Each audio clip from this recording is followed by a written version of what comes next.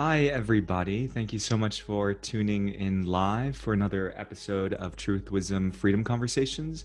And I'm really excited to reconnect with an old friend from New York City, Joseph Reid. And today we're talking about the power of language and words in creating your reality. Hey, Joseph, how's it going? Hello, Johnson. Great to see you. It's good to Thank see you you so too. much. I saw you probably, what, 2 years ago? It hasn't been the book Oh, launch. it was last year. Oh my It was goodness. last year. It Yeah. feels like 2 years ago because we're Because we're living through something crazy. Yeah, it feels like forever ago that I saw you, but it's really great to reconnect with you. Yes, you as well. And so Joseph is a researcher of cognition, communication, and linguistics, and he really helps people and organizations to uncover where the communication stream gets a little bit lost in terms of the effectiveness of how things are being said, whether it's moving people or not moving people, and using images and stories to inspire versus to alienate or make people feel less than, right? And that really is the power of language and words. And Joseph has done this with various organizations and types of projects, just like housing as a human right. We were just talking about that earlier, and prison reform to climate change, human rights, even the Palestinian Israeli issues that are happening, and just these really complicated social and economic topics that are sometimes difficult to talk about. And when people need help in finding out how to communicate better, that's the kind of research that Joseph does on using language.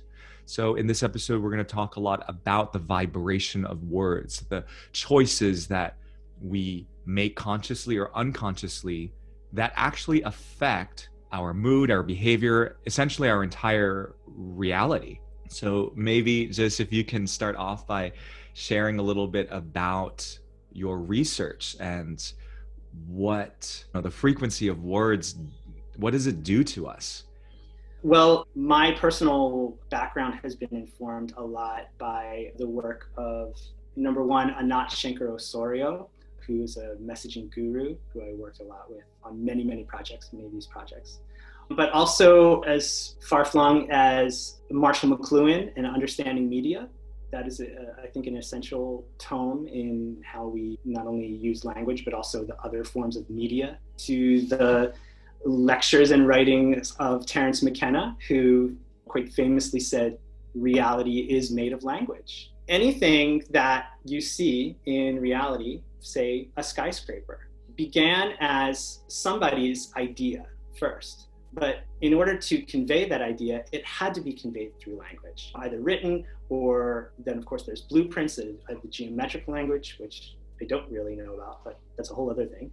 And expressing how we want to build this, who's going to make it, who's going to be the foreman, who's going to be the construction. All of these things create relationships and an atmosphere and environment that we operate every day, much like a fish in water. We don't really understand how our words are affecting our relationships, our behavior with people. So I think it's very important to take a closer look at that, especially in this very interesting transitional time that we're having.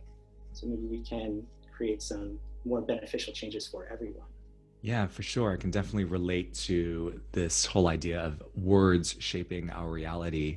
For me, I know that I used to say some things that were not very conscious until they were brought to my attention. I had a teacher who once said, "Why do people always say, I'm so jealous?" You know how people say, "Oh my God, you went away to the Bahamas?" And you go, "Oh my God, Mm. I'm so jealous," right? And you think about that instead of saying, "Wow, wonderful, that's so great for you." Instead of making it about celebrating the friend or the other person's experience, it becomes a narcissistic exchange of, let's make it about me now. Yeah. Right? And that was a really interesting thing that she pointed out to me. It's like, why do people say that? And I started noticing that around me. And I started to see where people's unconscious narcissistic tendencies would come out. And then I started to see with that use of language how it perpetuated certain kinds of behaviors in those people that made it really egocentric. Wow, okay, it's their choice in language. And then you started to see it ripple out into the ways that they did things. And then it also rippled out into this victim behavior that they had. If something happened to them, it was always because it was an external thing that they had to blame versus them taking the ownership on themselves, right? Well, even to say, oh, I'm so jealous, that's a victim consciousness right there, because it's approaching that situation from the point of view that you're lacking. Oh, they got that job. Oh, they got to go on that vacation. Oh, they got that thing and I don't have it. So I am less than. I think it's our biggest problem in how we form society, because we live totally in 100% in dominator culture. But a dominator can only operate if there's a victim who agrees to be the victim. Right. What do you say to people who think that we're overanalyzing that use of certain phrases like, oh, I'm so jealous, or other phrases you can think of that tend to be thrown out there very flippantly? Because some people will say or defend themselves and go, oh, I didn't mean it like that. That's not what I meant. It's just something to say. But then, well, if it's just something you say, why are you saying it? And then it begs the question, why are we just filling space with words that mean nothing? What is the actual purpose? And there is a purpose, isn't it? I think there's a definite purpose. I think because, number one, I think a lot of people are terrified of silence and terrified of any kind of empty space, lull in the conversation. That's something that you would never see on television. It's always filled with something.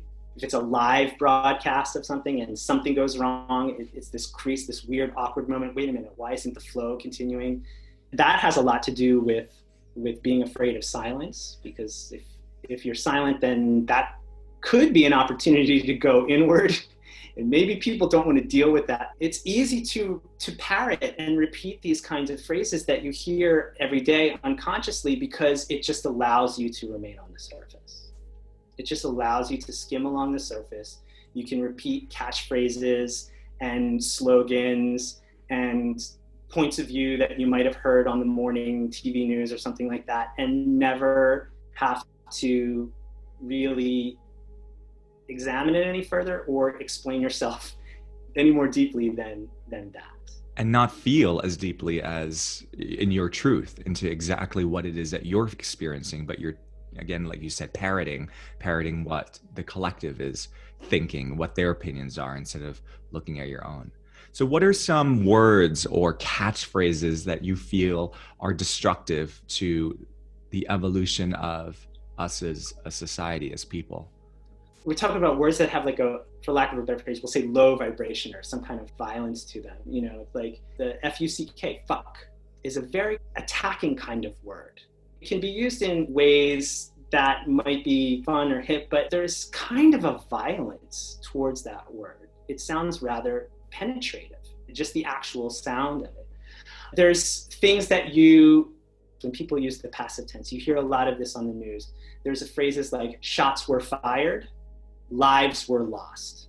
We hear this all the time, especially with the COVID situation. How many thousand lives were lost? Well, they weren't lost, and we know where they are. They're dead. There's a fear of dealing with death in that specific case. And therefore it causes us to repress it, not deal with the actual agency of the situation. If the lives were lost, well, there's nothing really we can do about that. It's, they were just lost. There's nothing I can do about it. Maybe there was nothing anybody could have done about that. It's like almost inventory was lost. We lost like 5 boxes in the delivery. It's like, yeah, it's like my keys were lost. It's like it makes it very impersonal. Yes. Another unfortunate one that we hear a lot, especially in USA, is shots were fired.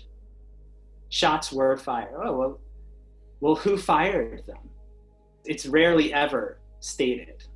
In unfortunate cases of police killings or other kinds of domestic violence, sometimes you might hear it more in a situation where it's 2 civilians, in like a domestic violence situation. Oh, the husband shot the wife or something like that. But in cases where it deals with the authority of the government or the police, 9 times out of 10 you're going to hear shots were fired. Well, they don't want to put the onus on. If it were the police, then yes, that would not be so good on the authorities, right? So the passive structure here takes the blame potential out from the authorities. And it almost feels like it's done strategically as a way to keep it nebulous. Yeah, to keep it nebulous, absolutely. There was a definite agent that was named in a situation, then some people might say that can't stand, they can't do that, and they might be moved to some kind of action, especially when you're dealing with institutions that want to maintain a certain kind of status quo. Things will tend to be as nebulous as possible, which is a major problem with news media in general.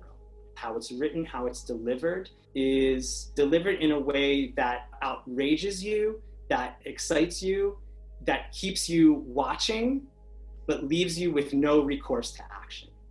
We'll follow up on this story. This is a developing story. And it's never followed up. In the whole gun debate, when there was a terrible string of school shootings, at the moment when it happened, it was only time for thoughts and prayers. Right now, it's time for thoughts and prayers. We can have a debate about this later on down the line, but there is never a later on down the line. There is no debate. It's just procrastination, postpone any kind of change in the status quo. I'm starting to see that this use of a passive sentence structure is really to deflect, like you said, push it off till later on and not deal with the consequences in the moment. I don't want to feel this, and I don't want to go through the repercussions of whatever this may entail, and it's too scary. And so then if that's happening at a societal level, what does that do to a person on an individual level if they are learning how to speak like this, they're learning how to communicate like this? What happens then? Well, it then teaches them to, exactly what you said, not deal with something in the moment, which is basically all that we have. There only is now. We can talk about a future, we can talk about a past, but where we live is in the now. And the now is the only thing that we have. If I look at things, let's say from a more progressive point of view, politically, the leaders that we gravitate towards, they're always talking about a bright future, the better tomorrow. In a good way, in a positive way, they're still postponing it because somehow right now is too messy to deal with. It teaches people to deny the now or to view the now as it's something so ephemeral. It's just one little mark, little indentation on your watch. Maybe we can get there. And, oh, it was really great back then, make America great again. So looking back to the past. So it keeps you from living in reality. It separates you from reality. It creates a separation from reality when you use the passive tense. You also mentioned there are some other structures in our language that also numb us to what it is that we're feeling. Yes. The other structure is negation, is taking a frame and negating it. You see this a lot with protest slogans in tweets. I remember there was one tweet, trans people are not a disruption. Trans people are not this. Trans people are not that. And this is, these are very pro-trans organizations. But if they take the argument that say the other side is making, a more conservative personality is, trans people are dangerous, for example. And the pro-trans organizations will say trans people are not dangerous. People don't really stick with the not. The not kind of gets forgotten. And what is reinforced is trans people dangerous. Trans people dangerous. There was a Planned Parenthood back in 2017 there was some dust up around Planned Parenthood, which I'm sure will be happening again pretty soon. Birth control is not controversial. Birth control is not controversial. You're just saying birth control is controversial and sticking a knot in there. The knot doesn't really hold any weight. The knot doesn't carry any kind of force that overpowers the controversial. It's like when two kids fight. I'm smarter than you. No, you're not smarter than me. I'm better than you. No, you're not. No, you're not. It's almost like that. When you feed it with that energy, you're almost making the opposite of what you're intending to be true. Yeah, it's reinforcing the reality structure that you're trying to avoid. It's like worrying. People who worry, if you're worrying, oh, I have to give this presentation, and you think about all of the stress and you look at it as an obstacle, then it's just going to be an obstacle. You give energy to the thing that you don't want, but the energy still is energy, and the universe doesn't have any irony. She gives you what you want. Oh, you're putting all this energy into stress. Well, here's more stress. Here you go. Right. So can you give us some examples of switching the negative frame around and changing the energy of, let's say, no stress? Let's just use that as an example. I'll take an example from some of the social justice campaigns. Children do not have access to high quality early learning experiences they need and deserve. That's a negation, and also this kind of passive tense that we were talking about earlier. You could rewrite that as lawmakers deny children the high quality early learning experiences they need and deserve. It's very simple to turn it around like that. Number one, it gives an agent to the situation of who's blocking the children from having access to this. The deny is much stronger than children do not have. The children are the victim in this situation. But when you have a power structure that is actually denying people's rights, yeah, of course, we're trying to dismantle that problem. The active structure makes it sound like there needs to be action that happens immediately. It makes it feel like someone is going to take responsibility. And I feel that perhaps it's not written that way most of the time because people don't want to take responsibility. Right. People don't want to take responsibility. Whatever the dominant status quo is, most likely people want to keep that going, especially if you are the ones that are quote unquote running that. I totally agree. This is another thing that's very interesting to me, is that a lot of people don't really want to take responsibility. Now, I'm sure there are some people who think that they should have all of the responsibility and get to tell everybody what they should and should not do. Real dominator types. People are looking for somebody to be in charge, when that somebody to be in charge should really be themselves, right? This is what we are dealing with here right now with crazy conspiracy theories that have just mushroomed during the COVID lockdown. I had lots of time and I'm like, well, I have to know what they're saying. I have to read them. It's better to know what you're dealing with. These conspiracies, they're looking for some kind of overarching architect that is secretly pulling the strings to everything, and everything is premeditated and everything is pre-programmed. What they're really looking for is some kind of control in their own life. That's how I view it. It's been so externalized that they think, oh, well, there must be somebody in control. For most of human history, the dominant structure of society is you are less than.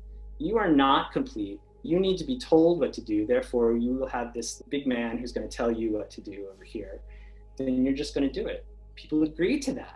If I hear something that tells me some information but doesn't really get me to move in any kind of direction, well, it's just going to create more cognitive dissonance, which is another tactic to maintain the status quo. Because if people are like bouncing from, oh, well, that really sucks, but I actually kind of agree with his point, but no, he makes a good point too. They're ping-ponging back and forth. It's going to keep you in a state of dilemma and therefore paralyzed. Wow. Are there other sentence structures or ways that we use language that make us feel even more alone, or that perpetuates this inner turmoil that we seem to experience as a society? Yes. In preparation, I found again in Marshall McLuhan's Understanding Media, and I would like to read this brief quote. Only alphabetic cultures have ever mastered connected lineal sequences as pervasive forms of psychic and social organization. The breaking up of every kind of experience into uniform units in order to produce faster action and change of form has been the secret of Western power over man and nature alike. That is the reason why our Western industrial programs have quite involuntarily been so militant, and our military programs have been so industrial. So how we structure sentences and structure the alphabet, putting letters together, little movable parts to create words, and we can move the words around in the sentence too, creates a very linear way of looking at life. because the sentence inevitably starts here and ends there with a period or a question mark or whatever. So life should go in a straight line. It should get from to point A to point B, and there should be definite closure. How the alphabet works and how we structure a sentence informs, in a way, how we think about life and how life should be. And that's not really the case at all. And out of that comes the also subject-object relationship in the sentence. I am a researcher. The ball is red. The sky is blue. Something like that. There's the subject and the object, and they have some kind of connection, but they are not the same thing. They are still separated. Or yeah, subject and object's really interesting. So when you look at other languages, so I grew up speaking Chinese, Cantonese specifically. I was born in America, but my parents spoke to me in Cantonese and sent me to Chinese school to learn how to read and write. And what was really interesting about that as a confused 5-year-old having to go both to American school and Chinese school on the weekends was exactly that. It was very hard for me to bring the two together. The linearness of English made it easier to remember how to read and write because there was a sequence and you just had to understand some of the basic rules of the sequence and there you are. Whereas in Chinese, you had to memorize whole pictures. Every character had a story. And if you forgot that story, you wouldn't remember the word or the sound. You have to remember the entire shape. And a lot of the poetry that we learned as kids from the equivalent of the Chinese Middle Ages, which is quite archaic, were basically they were called idioms, Chinese idioms. So it would be 5 to 8 characters all meshed up together into a sentence. But there wasn't really a subject or an object. It was just a bunch of words kind of garbled together. So the sentence structure was very broad. And so to explain or translate that, you would tell a whole story just to explain 5 characters because of the way it was. It was poetry. In more classical and older, versions of Chinese, it is like that. It's a bit more vague. And then you see this in a lot of the Eastern languages. When I was in India, I remember one of my meditation teachers telling me that yoga is taught nowadays in English because they want to understand it and dissect it more, because English is the language of science and also of commerce and of law and contracts, right? All the detailedness of everything we want to control in life is written out in English. Whereas that's not how yoga was taught back in the day. It was more felt, and it was taught through transmission in the spaces in between. So one of my yoga teachers in India did not speak so much. A lot of it was felt in the spaces in between and in just being in his presence. And the way that we teach in the West, I mean, I don't think it's unfortunate. I just think it's just the way it is. I have to teach with many words because I'm teaching to an audience of people that are conditioned a certain way. And so I could not just teach through felt resonance and transmission. It's just not where the audience is at, right? However, you have to be in a certain state of receptivity, and also your perspective has to be in such a way that you are at one in your environment and with the universe in order to see that past, present, and future happening all at once. And you see this in Aboriginal culture as well, and in the native people in North and South America, where the relationship to time in their language is that it's all happening at the same time. So there's no difference between the past and the future and now. Everything that's unfolding in the now is going to directly heal the past or harm the past, and same with the future. And that's why they struggle a lot in Australia with mental health initiatives with Aboriginal cultures, because they don't understand the nonlinear concept of time, which is what quantum science is really pointing to, the structure of time, that it's an illusion. It's man-made and it doesn't exist in this linear fashion that we think it is. And our language, English language anyway, and alphabetized languages, make us see the illusion of time as real.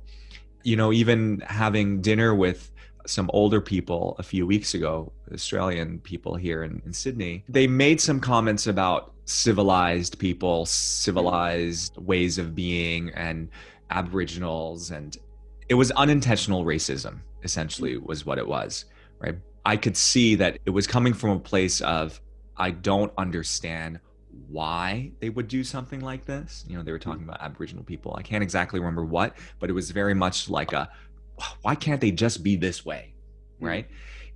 It's because the way that the words and the culture over thousands of years have formed do not make them see the world in the way that you see the world in your limited narrow scope of alphabetized linearness.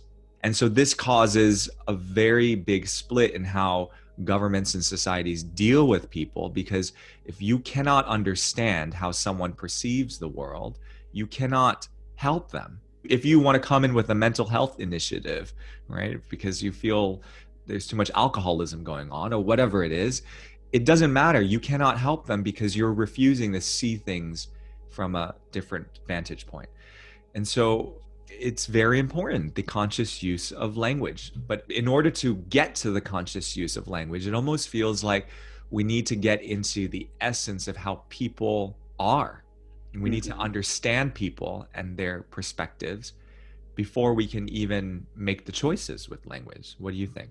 Absolutely. Well, yeah, there has to be some kind of perturbation of mind where the person can step away from being firmly rooted as the subject, and that the object is always something other than myself, like the people you were at dinner with. Why can't they, blah, blah, blah? Because they were speaking from their point of view, and so they were firmly rooted in that and were not able to see the other as themselves or to see from the other's point of view. You know, it's totally radical, and this is why I usually am doing the research in the background and very rarely speaking in public about these things. I let other people talk about them. I think people have to have a psychedelic experience, really. I really do. I mean, we've tried with yoga. Yeah, meditation is great. I think it's necessary. I do it every day. It's fantastic. There has to be something that perturbs people's minds. And this is why I'm a big proponent of plant medicine. First of all, when you do something like that, when you humble yourself to make an agreement with the plant, basically, to say, okay, I've got something that is bothering me. I've got something that I'm dealing with.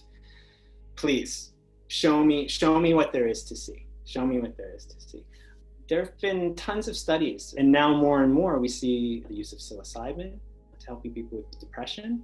The use of LSD was used very successfully to cure alcoholics in the past. But again, to maintain a status quo, these things became Schedule 1, totally illegal, not even going to consider it, not even going to research it. Well, that immediately says, well, there has to be something there. It has to cause some kind of thing. Talk about a little bit about your personal experience with it. What happens to language when you are, because we've both done plant medicine. And so when you go into that altered state of consciousness, something happens. I don't know if this is your experience. Something happens with language and that shift in reality that you're talking about, where we're all connected, that oneness we're talking about, that hierarchy, the separation disappears, which I feel is why it really helps with things like depression. Because when you're depressed, you feel absolutely alone, that no one else is having the experience that you're having. But when you go into a oneness state and you realize, wait a minute, people are miserable like me, and they're also having very blissful, joyful experiences like me as well. You know, speaking personally about an experience I had, yeah, the separation starts to go away and things merge together. And I had a very acute experience of what I could basically describe as synesthesia. I was feeling. I was seeing. These things were kind of occurring at the same time on a multiple plane at the same time. I had a very, very vivid experience of my liver. I could feel my liver glowing and I could see it in front of my eyes at the same time. It was glowing, this chartreuse neon green. And then it began to vibrate. And suddenly, a song came from my liver. It came out of my mouth, the sound came out of my mouth, but the song originated from my liver. I know the Peruvian shamanistic plant medicine tradition, this is called an icaros, is a spontaneous song that the shaman will sing. Well, a song came out of me. It was basically a form of glossolalia. In the evangelical Christian tradition, they talk about speaking in tongues, which glossolalia is. So it might sound like nonsense. There's sounds and there's syntax coming out, but it's not any words that would have any meaning in like a typical conversation. But something is coming out spontaneously that seems to also have a visual component. It seems to weave about the room. That was my experience. That's fascinating, because with the nonsensical sounds, the tongues, if you will, this kind of language that comes forth, it really is then about destructurizing the structure, which is our language, to make us see that language creates some of the illusions and the conditions that make us feel trapped and traumatized. And I think that's one of the beautiful things about plant medicine, because I've had similar experiences with spontaneous sounds and icaros coming out of me, and also very deep experiences of all the senses happening simultaneously, but not particularly that's sight. I can't label that just as sight. I can't label that just as touch, but it was everything. It wasn't a seeing, it was everything. You were seeing, hearing, feeling, tasting, all of it. And also a lot of these fractal patterns, right? So the boundaries between me and you disappear. And to actually have that experience is very life-changing, because it makes you actually experience what the oneness is. And until someone experiences that, and of course there's ways to access that. I felt that without plant medicine, and I think, not everyone needs plant medicine if you can access that state, but it's very difficult to. When you do access that oneness state, your world changes. So the words that you use are going to be very different, right? Yes. In terms of other ways, we had a world psychedelic experience. That was called the lockdown. There was like 2 or 3 weeks, end of March, April, where pretty much everything stopped. Say what you will about, you can have any kind of opinion about the political decisions about the thing, but as far as I was concerned, the universe does not make mistakes. Only God, for lack of a better word, you call it source or universe, whatever you want to, can do something like that. The whole planet basically stopped. That was a very, very good opportunity for people to definitely have their preconceptions, their unexamined biases and prejudices and regular status quo way of thinking. It definitely was perturbed. People were decontextualized, suddenly decontextualized. Because if you lived for your job and then suddenly that wasn't a thing anymore, or suddenly you were doing it a completely different way, who am I? What's going on?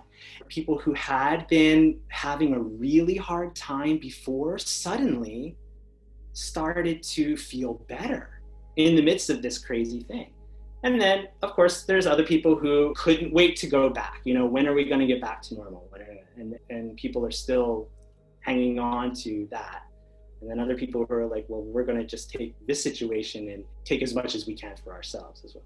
There's many ways that this can happen.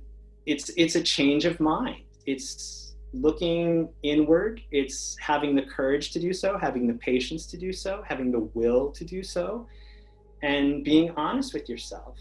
It's, first of all, not denying that maybe I'm continuing some kind of unhealthy behavior. First of all, don't deny it. Second of all, forgive it. Okay, then this is how I've been living up until now, but here's now. And now I can make a different choice. Now I can be more conscious about the things I say. Maybe it means I don't use so many words. Maybe it means I take my time and think about these things. To recreate yourself every moment and really give power to your words. Well, this is definitely the beginning of a longer inner conversation and inner exploration for each and every person. So thank you so much for all of your insights, because we can for sure talk on and on about this. Is definitely not a short conversation by any means, but yeah, it affects a lot. It affects everything that we do, everything that we are.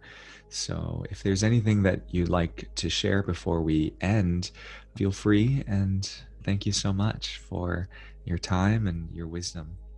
I really appreciate it, Johnson. It's been so wonderful to speak with you, and thank you for giving me the opportunity to talk about this. I love talking about it. Thanks so much, Joseph. I will talk to you soon. Okay, great. Thank you, Johnson.